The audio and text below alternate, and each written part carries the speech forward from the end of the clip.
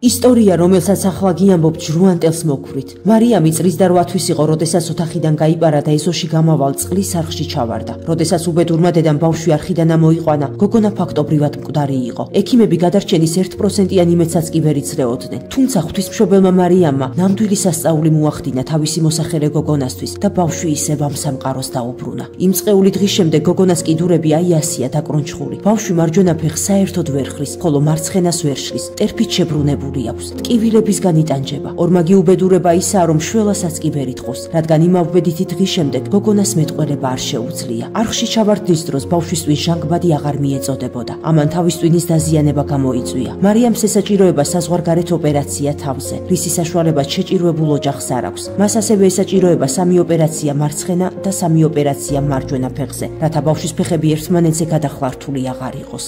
სრულიად თუ ვერ გაიაროს, ჯოხითაც მაინც გაიაროს ბავშვმა. ყოველთვის ხომ ჯამთელი არა ვარ მე. მინდა რომ ბავშვი დამოუკიდებელი იყოს და მის თავს მან მიხედოს. მარტო მე კი არ ყველას ბავშვი კარგად ამყოფოს ხომ ერთმა. წარსეთი და ნახოს ასეთი ტრაგედია. აღდგომის დღესასწაული ახლოვდება.